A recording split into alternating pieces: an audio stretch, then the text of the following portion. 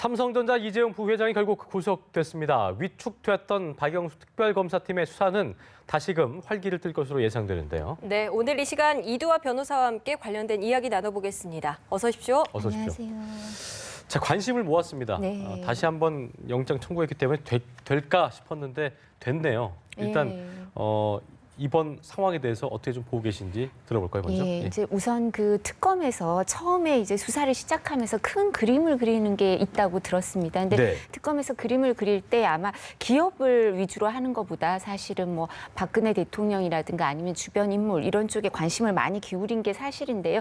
그렇지만 뇌물죄와 관련해서는 기업의 수사 협조를 일정 부분 얻어야 되는 것도 있고 기업의 범죄의 혐의를 밝혀내야 되는 것도 있는데요. 그와 관련해서는 우선 삼성을 타깃으로 삼았던 것 같습니다. 그래서 첫 번째는 어떤 생각이 있냐면 수사를 하는 사람들은 공명심이 일정 부분 있습니다. 그러니까 뭐 박영수 특검은 정몽구 회장을 구속시킨 사례가 있죠. 그러니까 거기에다 본인의 이제 더욱더 공명심을 뭐 더 추가한다면 사실 이 상징성이 있는 우리나라에서 가장 상징성이 있죠. 삼성전자 이재용 부회장을 구속하는 그런 부분에 관심을 뒀을 수밖에 없고요. 그건 개인적인 그런 공명심도 있었겠지만 그뿐만 아니라 사실은 검찰에서 수사를 할 때 이제 특검 오기 전에 수사를 할 때 다른 기업들이 진술을 하면서 삼성에 대해서 자기들과 다른 기업과 삼성은 좀 다르다. 그러니까 최순실 일가와 관련해서 처음에 돈을 주기 시작하고 이런 부분에 있어서 원인 제공을 한 게 삼성 측이다. 이런 식의 얘기를 했었기 때문에 그래서 아마 특검에서 그림을 그릴 때 이재용 부회장을 구속을 하겠다는 타깃으로 삼고 한 것 같은데 이 부분이 과연 뭐 적절한지 꼭 구속을 해야 되는지 이런 부분에는 또 여러 가지 생각이 있을 수밖에 없는 것 같습니다. 알겠습니다. 네, 자 19시간의 장고 끝에 영장을 발부한 판사가 바로 한정석 판사인데요. 뭐 선배 판사의 그 영장 기각에 대해서 별로 신경 쓰지 않고 결국은 영장을 발부했습니다. 자, 이 한정석 판사는 어떤 사람인지 설명 좀 해주시죠. 예, 한정석 판사는 연수원 31기고요. 나이가 이제 그 중앙지법에 영장 전담하는 판사가 많을 것 같지만 3명밖에 없습니다. 네. 근데 없습니까? 조의연 판사, 그다음에 성창호 판사, 여기 한정석 판사가 있는데 한정석 판사가 제일 막내죠. 이제 중간에 성창호 판사가 저희 또래거든요. 저희 연수원 동기인데 한정석 판사가 제일 막내인데 사실 이렇게 중앙지법에 얼마나 중요한 사건이 많이 모이겠습니까? 근데 제일 막내로서 영장 담당 판사 3명 중에 1명으로 들어가려면 법원 수뇌부에서 생각했을 때 가장 안정적이라고 생각하는 사람들을 뽑죠. 그래서 법원 수뇌부랑 일을 해본 사람을 뽑거나 평판이 아주 안정적인 사람을 뽑을 수밖에 없는데 그러니까 이제 여론이나 아니면 뭐 어떤 인연에 얽매이지 않고 공정하게 영장 부분을 이제 판단할 수 있는 사람을 뽑으려고 노력할 겁니다. 근데 그래서 한정석 판사는 근데 영장을 재청구했을 때 이제 보통은 사실 저희가 솔직히 어떻게 얘기를 하냐면 영장 재청구를 하면 기각이 많이 된다고 생각을 합니다. 이게 발부될 가능성이 별로 어때요? 없다고. 재청구를 했을 때 기각되는 사례가 더 많나요? 아니면 더 발부가 잘 안 돼요. 그래서 영장 재청구를 하는 예가 별로 없고요. 그다음에 특히 재벌 뭐 오너 이런 재벌 총수의 경우에 영장 재청구를 한 경우는 아주 극히 이례적입니다. 가능성이 높지 않기 때문에. 근데 이번에는 뭐 아까 이제 다들 뭐 이 부분은 논의가 돼 있겠습니다만 사실 국외 재산 도피라든가 범죄 수익 은닉이라든가 뇌물 공여와 관련해서 또 액수도 추가되고 그리고 이와 관련해서 대가성이라든가 부정 청탁과 관련해서 공정위를 압수수색하면서 좀 계약서 또 허위 계약서도 또 추가로 발견되고 하면서 이런 부분이 일정 부분 소명이 된 것 같습니다. 그래서 저희는 한정석 판사가 영장 실질 심사를 7시간 넘게 하는 걸 보고 발부가 될 수도 있겠구나라는 생각을 한 게요. 길어지는 것이. 왜냐하면 우리가 재판을 하든 뭘 하든 시간을 길게 하면 그리고 재판이 늦게 끝나거나 아니면 재판을 뭐 한 번, 2번 안 하고 여러 번 하거나 이러면 결과가 바뀔 가능성이 큽니다. 네. 그래서 이제 재판 지연 전략을 펴는 사람들은 그 무죄를 받기 위해서 뭐 지연 전략 펴기도 하고 그러는데요. 그래서 이 경우에도 아주 길어지길래 실질 심사가 기록을 세웠거든요. 7시간 넘는 건 처음인데 영장 실질 심사 제도가 도입된 이래로 가장 긴 심사 시간이었습니다. 근데 위법성이 판단된다는 거는 다 법적으로 나와 있는 거니까 고심할 거 없이 잘못됐다 싶으면 바로 구속을 하는 거고 아닌 건데 고심을 했다는 거는 그만큼 개인적인 어떤 그런 어떤 감정이라든가 여론의 어떤 그런 것들, 그러니까 법 감정이라고 하는 그런 것들이 좀 많이 포함된 게 아니냐 이런 주장도 있더라고요. 예. 그 부분은 근데 어떻게 볼 수 있을까요? 영장이 이런 사건에 있어서는 영장을 이제 심사를 하는데 시간이 길어질 수밖에 없는 게요. 뭐 5시 반까지 이제 또 고민을 한 거 아닙니까? 근데 네. 다른 형사 재판은 기록을 그래도 좀 보고 나서 판사가 재판을 하고 재판하는 과정에서 기록을 보고 선고를 할 수 있지만 영장 실질 심사는 이 실질 심사 법정에 들어가기 전에 기록의 내용을 거의 모릅니다. 근데 이제 한정석 판사나 이 지금 3인은 뭐 워낙 이 관계된 사람들 영장 발부를 많이 하다 보니까 이제 아는 내용이 좀 많아져서 그렇지. 네. 그렇기 때문에 이제 새로 추가된 뭐 범죄 혐의라든가 소명 자료라든가 이런 걸 검토할 시간이 필요하기 때문에 길어질 수밖에 없고요. 그렇지만 앵커가 말씀하신 것처럼 이런 법리적인 거 말고도 예. 이게 여파가 어떻게 될 것인가, 이게 그렇죠. 구속 필요성이 있는가 고민을 안 그런 할 부분도 수가 고민이 없습니다. 된다고 볼 수 있겠죠. 네, 인간이니까 어. 고민이 되고요. 특히 범죄 혐의가 인정되고 소명이 된다 하더라도 무조건 구속을 하는 게 아니고요. 구속 사유는 또 따로 있는데 이제 이런 거 말고도 증거 인멸이나 인멸이나 뭐 도주 도주 우려나 같은 이런데 뭐 도주 우려는 전혀 없지만 근데 증거 인멸과 관련해서는 일정 부분 좀 우려되는 부분이 있다고 생각하니까 이렇게 영장을 발부한 게 아닌가 싶기도 한데요. 네. 근데 특검에서 뭐 윤석열 검사까지 나오고 뭐 한동훈 부장도 직접 신문을 담당했던 사람들이 나오고 하니까 공곤일척이었죠. 특검은 뭐 여기서 윤석열 수사팀장까지 이제 영장실질심사에 투입이 되면 그거는 여기서 우리가 영장이 발부 안 되면 정말 우리는 끝이다라는 심정으로 공곤일척의 심정으로 이제 그렇군요. 영장 실질심사 임한 것 같습니다. 네. 한편 이제 박상진 사장은 그 구속이 기각됐는데요. 이거는 어떤 의미라고, 그러니까 그 특검 입장에서는 대우를 낚은 거기 때문에 그 이외의 건 크게 중요하지 않다고 본 건지 아니면 그 부분이 좀 저는 궁금하더라고요. 제 사실 이제 이 사건 담당하는 변호사님들도 알고 네. 뭐 저야 이렇게 삼성 쪽에서도 이제 저희 뭐 법무팀 임원이 많잖아요. 네, 그래서 네, 네. 얘기를 들어보면 처음에 사실 1차 영장 청구를 할 때 윤석열 팀장이 아주 강력히 주장을 하면서 이재용 부회장하고 이재용 부회장하고 최지성 부회장 두 사람의 영장 청구를 하려고 했습니다. 그러다 이제 이재용 부회장만 영장 청구를 하고 나머지 사람들은 이제 불구속 기소를 하겠다고 입장을 밝혔다가 영장 기각되고 나서 재청구를 하면서 입장이 이재용 부회장 청구와 박상진 사장을 청구하고 나머지 사람들 장충기 사장이나 아니면 이 피의자로 입건이 됐습니다. 최지성 부회장에 대해서는 이 영장 발부 상황을 보고 이제 신병을 결정하겠다라고 했는데요. 그러니까 이제 그 법원 입장에서도 사실 그 박상진 사장은 집행자밖에 안 되거든요. 계획을 세우거나 수혜자가 아니잖아요. 이거로 해서 뇌물 공여로 인해서 이 사람이 박상진 사장이 수혜자 실질적인 그 이득이 귀속되는 사람은 아니거든요. 그거는 알았든 몰랐든 이재용 부회장한테 이익이 귀속될 수밖에 없고요. 그리고 큰 그림을 그리거나 실제로 결재를 할 때 권한이 있다고 생각되는 사람들은 법조계에서는 최지성 부회장이나 장충기 사장일 수밖에 없다고 생각하거든요. 결과적으로 네. 수혜를 입느냐 없느냐 네, 이 그리고 부분도 좀 크게 권한이 작용했다고 어느 볼 수 정도 있겠네요. 있느냐. 권한도 네, 그렇고. 박상진 사장이 결제해서 돈이 나갈 수가 없죠. 이렇게 큰 돈이. 그렇죠. 그러니까 박상진 사장을 넣은 거는 정 안 되면 박상진 사장이라도 구속을 시켜서 구속이 되면 그렇게 해서 이제 박근혜 대통령에 대한 뇌물죄를 이제 차근차근 밟아가겠다지만 근데 만약 이재용 부회장의 영장이 기각이 되면 재청구했는데도 기각이 되면 최지성 부회장이나 장충기 사장에 대해서도 둘 중에 한 명이라도 영장 청구를 해보겠다는 게 특검의 삼성 입장이었던 것 같습니다. 그렇군요. 그러니까 법원 입장에서도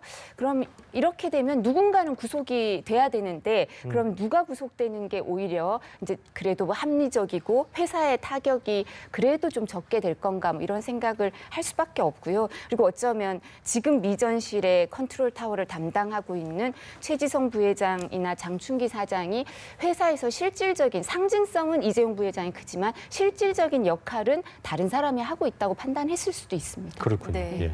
자, 이번 영장 발부가 됐다고 해서 유죄가 확정된 건 아니잖아요. 그렇죠. 그렇다 해도 영장 발부로 인해서 아무래도 대통령 측이 주장해왔던 뭐 무리하게 엮었다, 뇌물죄 자체가 성립하지 않는다 이런 논리는 좀 무너질 수도 있겠네요. 그러니까요. 저도 참 이렇게 저도 처음에는 이 사건과 관련돼서 법조인들도 많고요, 그죠? 이 최순실 국정농단과 관련돼서 제가 아는 사람들이 많을 수밖에 없습니다. 학교 선배들도 많고 그리고 또 박근혜 대통령에 대해서도 또 여러 가지 마음이 들었고 이랬는데 저도 조금 시간이 지나고 냉정해지니까 어떤 마음이 들었냐면 특검에서 그림을 그리면서 구속될 사람을 정해놓은 것 같습니다. 그러니까 누구는 이런 제보가 너무 많은데 사실상 그 재산 범죄 같은 걸 입증하기는 어려우니까 다른 범죄라도 구속을 해야겠다 이런 마음이 일정 부분 있었던 것 같은데 그게 정의를 세우는 거라고 그리고 그렇게 하면서 다른 범죄까지 이제 구속돼 있으면 진술을 받아내기 네. 힘들거든요. 쉽거든요. 수사의 협조를. 그래서 그림을 그렸던 것 같은데 이런 마음이 듭니다. 저는 지금 이재용 부회장 사건도 그렇고요. 네. 사실 법망을 빠져나간 사람이 많으면 저희가 그렇게 배신감을 느끼거든요. 특히 검사들은. 그렇지만 뭐 하늘의 그물처럼 넓고 넓어서 이렇게 법망이 그렇게 넓고 넓어서 빠져나가는 사람이 없을 수는 없거든요. 그러니까 특검에서 법망으로 그리고 법과 원칙에 따라서 법률에 의해서 판단을 해야 되지 누구를 구속해야 된다. 그리고 내가 하늘의 정의를 세우리라 이렇게 생각하는 거는 일정 부분 법과 절차에 있어서 소홀해지는 부분도 있을 수 있으니까 지금 여론에 힘입어서 그렇게 될 수도 있지만 법원에서 재판을 받으면서는 우리가 특검에서 기소했던 사람, 앞으로 기소할 사람들 중에서도 일정 부분 무죄가 좀 많이 나올 부분이 있습니다. 그래서 그런 부분을 유념해서 너무 여론이나 아니면 정의감에 사로잡혀가 아니라 인간이 할 수 있는 법률에 근거해서 좀 더 엄격하게 이제 수사를 하고 그뿐만 아니라 구속을 하는 게 적절하지 않을까 싶습니다. 그런데 어쨌든 이번에 발부가 됐기 때문에 대통령 측은 어쨌든 논리가 조금 약해졌겠어요. 네. 네, 왜냐하면 사실 미국 이제 탄핵 제도를 갖고 와서 얘기를 많이 하셔요. 네. 대통령 측 대리인단이나 아니면 대통령을 옹호하시는 분들이 그런 말씀을 많이 하시는데 그 미국은 보면 부정부패 뇌물 이렇게 그렇죠. 다른 범죄도 있지만 뭐 중요한 범죄라고 돼 있고 이제 이렇게 열거돼 있는 게 그렇게 돼 있어서 그리고 또 일반인들도 어떻게 생각하냐면 뇌물죄가 없으면 뭐 나머지가 그렇게 큰 범죄인가라고 법률에 박지 않은 분들도 그렇게 생각하시는 분도 일부분 있으실 수도 있어요. 근데 그 부분에 있어서 뇌물죄, 뇌물 공여자 뇌물을 줬다는 사람이 지금 혐의가 소명이 돼서 구속까지 갔으니까 대통령의 뇌물죄에 대해서도 더 이제 가까이 간 거죠. 뭐 기소를 할 수 있을 정도로 가까이 간 거니까요. 그 혐의가 있다고 인정이 더 가까이 된 거니까 이렇게 되면 대통령 측의 정당성도 떨어질 수밖에 없고요. 그리고 그 대통령을 지지하는 사람들 중에서도 아주 일부는 마음이 흔들릴 수밖에 없는 그래서 그 충격의 여파가 뭐 삼성도 엄청나고 재계도 엄청나겠지만 대통령 측에도 아주 대통령께서도 이 부분을 많이 관심을 가졌을 거고 불안해해야 하는 부분이 있을 겁니다. 네. 네. 자, 이제 그 이 특검이 어쨌든 재벌 총수를 구속한 1호예요, 이제 이재용 부회장이. 향후 신병이 좀 궁금해지는데요. 일단 어떤 법적인 절차가 남아 있고 또 이제 글로 가게 되잖아요. 구치소 가게 되는데 거기서 어떻게 이제 좀 처우를 받게 되나요? 지금 아마 이런 경우에 원래 이제 우리 수용자 규칙이 독방에서 두 평짜리라면서요, 그렇죠? 쓰게 돼 있는데요. 근데 이제 너무 과부하 상태가 걸려서 요즘은 이제 가석방 사면 이런 게 안 되고 하니까 서울구치소가 포화 상태거든요. 원래 수용 인원보다 훨씬 늘어나 있습니다. 그렇기 때문에 독방을 잘 안 주는데요. 근데 이 경우는 아마 이재용 부회장에 대해서는 여러 가지를 고려해서 독방을 줄 가능성도 있을 것 같습니다. 근데 일단은 이재용 부회장으로서는 구속 적부심도 청구를 해볼 수 있어요. 재판 전에도 구속 적부심을 해볼 수도 있고 아니면 최대한 이제 검찰에서는 20일을 수사를 할 수 있는데요. 특검이 그 전에 수사 기간이 만료가 되니까요. 만약 특검 기간이 연장이 안 되면 특검에서 그 전에 2월 28일 전에 한 열흘 좀 넘었으니까 그 전에 기소를 할 가능성도 있고요. 그래서 하여튼 뭐 20일 후든 아니면 그 20일을 꽉 채우든 아니면 2월 말일쯤에 기소가 된다면 법원에 가서 재판을 받으면서 1심에서 보석 청구를 할 수도 있고 보석 신청을 그리고 근데 법원에서 아마 지금 형량 뇌물 공여는 형량이 그렇게 높지 않습니다만 특경법상 횡령이라든가 국외 재산 도피라든가 이런 건 액수가 크기 때문에 400억이 넘거든요. 지금 이제 검찰이 주장하는 액수 그렇기 때문에 뭐 상당히 형량이 높습니다. 이제 그렇기 때문에 그렇다면 보석이나 집행유예 이런 게 쉽지 않을 수 있고 그리고 요즘은 구속적부심도 신청하게 예, 예. 된다면 그 과정은 또 얼마큼 기간이 걸리는 거예요? 바로 할 수 있는 그건 뭐 거예요? 바로 할 수도 할수 있는데 있고. 이제 기소가 되면 그렇게 바로 이 부분에 대해서는 절차를 밟을 수도 있는데요. 근데 계속 아마 기소가 되기 전까지는 특검 수사 기간이 만료되든 아니면 20일을 꽉 채우던 그 기간 중에는 거의 매일 소환이 될 가능성이 큽니다. 그러니까 소환을 오늘- 해서 그러니까요. 조사를 받으면서 박 대통령 측과 관련된 박 대통령과 관련된 뇌물죄와 관련돼서 진술을 좀 협조를 얻으려고 하겠죠. 그러니까 오늘 당장 소환될 수도 있겠네요. 예, 그럴 수도 있습니다. 예. 네. 자, 삼성이 어쨌든 국내 기업이기도 하지만 굴지의 글로벌 기업이기도 하잖아요. 구속이 되면서 이제 삼성이 미국의 해외 부패 방지법 적용 대상이 그렇습니다. 되는 게 아니냐, 외국에서 비리 기업으로 낙인 찍히는 게 아니냐 이런 우려도 있거든요. 어떻게 보십니까? 예, 사실 그 해외 부패 방지법 특히 미국에서 엄격히 적용하는데 이건 미국 기업이 해외 공무원한테 뇌물을 주거나 아니면 회계 부정을 저지르는 걸 처벌하기 위해 만들었습니다만 네. 한 77년에 제정을 했는데 2008년이 돼선 이 부분이 이제 적용 범위가 확대돼서 원래는 미국에 이제 상장된 건 아니지 않습니까? 네, 삼성전자가. 그렇지만 적용 대상이 될 가능성도 높고요. 그렇지 않다 하더라도 또 어떤 게 있냐면 뭐 미국 연방 정부와의 사업이나 이제 또 공공 그 조달 사업에 있어서는 좀 위축이 될 수도 있고요. 그리고 아마 국제기구 같은 데서도 이렇게 건전 경영, 윤리 경영을 중시하는 게 있거든요. 네. 국제기구에서도. 그래서 국제기구의 공공 조달 사업 같은 데는 이렇게 따내기가 어려워질 수도 있고요. 그리고 EU와 관련해서도 사실 EU 같은 데도 이제 EU를 형성하면서 뭐 외교는 인권 외교 또 기업 경영과 관련해서도 윤리 경영 이런 걸 점점 강조하고 있기 때문에 여러 가지 불이익을 받을 수가 있을 것 같고요. 또 네. 특히 경쟁 기업들이 미국, 중국에서 지금 대단하지 네. 않습니까? 그런 기업들이 아마 미국 언론이나 중국 쪽에서도 공격을 많이 해올 겁니다. 그래서 해외 언론에서 처음에 이 사건이 터졌을 때 우리는 그냥 최순실 국정농단 이렇게 표현을 썼는데요. 미국 언론에서는 삼성 최순실 커넥션 이렇게 표현을 할 정도로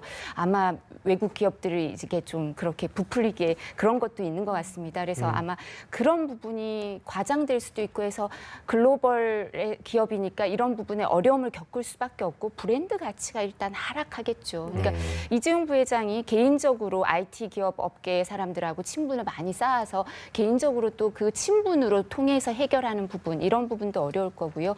그리고 오너만이 할 수 있는 아주 큰 투자나 이런 부분 그리고 신속히 결정해야 되는 공격적인 경영 이런 거는 아무래도 최지성 부회장이 뭐 이끌고 나간다 내지는 사장단이 협의체를 구성한다 하더라도 그런 적극적인 경영은 어렵지 그렇겠네요. 않을까 예. 싶습니다. 어쨌든 오너가 붙잡혀 들어가게 된 상황이기 때문에 네. 삼성한테는 큰 타격이 될 수밖에 없는 상황이다라고 볼 수 있을 것 같고요. 일단 특검 공식 수사 기간 종료가 오는 28일이잖아요. 이제 10일 남았는데 어쨌든 이제 박 대통령한테 집중될 것으로 보이는데요. 압수수색은 무산된 상태고 박 대통령 대면 조사에 이제 온 초점 맞출 것 같은데 박 대통령 측에서 일단 불리해진 좀 입장에서 특검 대면 조사를 수용할 것인가 이 부분도 저희 관심이 좀 가는 부분이거든요. 어떻게 예. 좀 박 대통령 측 대리인단에서는 그런 고민을 많이 할 겁니다. 지금 이제 현재의 분위기를 보면 3월 9일, 10일 정도에 선고를 할 가능성이 있을 것 그렇죠. 같습니다. 24일에 최종 변론한다고 했으니까요. 예. 그렇다면 특검이 기간이 연장이 된다면 만약 기간이 연장이 된다면 탄핵이 인용되는 경우에 3월 9일이나 11일 날 선고가 나고 기각되면 상관없겠지만 인용되는 경우에 대통령께서 이제 정말 검찰의 수사를 피할 수가 없죠. 검찰의 수사를 피할 수도 없고 이제 그 불소추 특권도 없어지는 거니까요. 기소가 될 수도 있고 이런데 자연인으로서 그런 문제에 맞닥뜨릴 수밖에 없기 때문에 이제 특검 연장에 대해서 뭐 황교안 권한대행이나 대통령께서는 약간 부정적일 수밖에 없고요. 그리고 너무 이런 이게 특검이 길어지면 길어질수록 대선과 맞물린다고 생각하는 부분도 있어서 그 부분도 또 뭐 지금 자유한국당 이런 데서는 또 원하지 않을 수도 있고요. 이런 여러 가지 정치적 상황이 이렇게 복잡하게 이렇게 맞물려 있는 것 같습니다. 근데 아마 그래서 대통령께서는 그 전에도 특검 수사를 뭐 대면 조사 날짜가 나갔네 마네 뭐 공개가 됐네 마네 그래서 한번 무산된 적이 있지 않습니까? 그래서 네. 근데 이렇게 된 상황에서는 정말 피의자가 사실상 피의자거든요. 예. 법률적으로 피의자는 아니지만 그렇기 때문에 대면 조사를 좀 피하고 싶지 않을까 그런 생각이 듭니다. 근데 이 부분은 뭐 언제든지는 맞닥뜨릴 수밖에 없는 건데 시간을 좀 갖고 싶어 할 수 있을 것 같습니다. 네.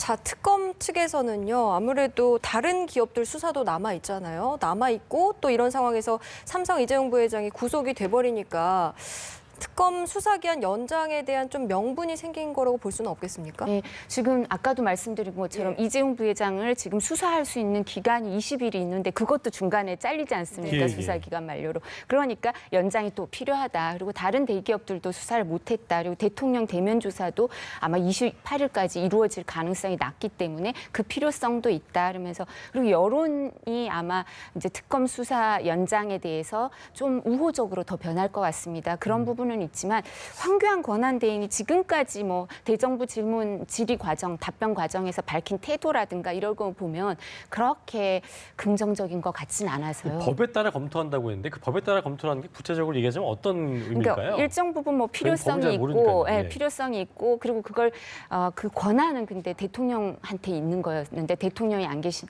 지금 직무가 정지돼 있으니까 권한 대행이 할 수 있는 거거든요. 그러니까 부정적인 얘기죠, 사실은. 그러니까 야당에서 이 특검법을 그냥 다시 이제 개정하는 안을 내서 특검을 연장시켜 주겠다 뭐 이런 안도 내고 뭐 법안을 발의한 해 만에 이런 얘기가 나온 건데요. 그래서 황교안 권한대행은 아마 정치적인 고려를 하면 특검 수사 연장에 대해서 좀 이렇게 비우호적으로 할지 않을까. 이두호 변호사는 그 법조인의 한 사람으로서 지금 상황에서 황 대행이 어떤 결정을 해야 된다고 좀 개인적으로 생각하시나요?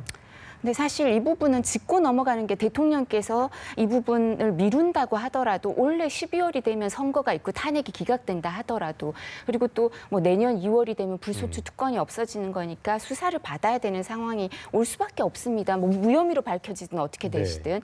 그렇기 때문에 이 부분은 국민들이 지금 너무나 이 부분에 대해서 감정적이고 혼란이 많기 때문에 빨리 정리를 해주시는 게 낫지 않을까. 그러니까 특검 수사 기한을 좀 연장을 해줘서 빠른 시일 내에 이 부분을 정리하는 게 그 혼란을 최소화하는 길이 아닐까라고 저는 개인적으로 생각합니다. 알겠습니다. 네. 자, 법조인이 아닌 일반인으로 생각을 해보면 이번 구속영장이 발부가 된 게 탄핵 심판에도 영향을 미치겠다 이렇게 생각하기 쉬운데 또 헌법재판소에서는 탄핵 심판과 형사재판을 별개라고 줄곧 강조를 해왔다고 합니다. 그렇기 때문에 아무래도 탄핵 심판과 연결이 안 된다고 봐야 되는 건가요?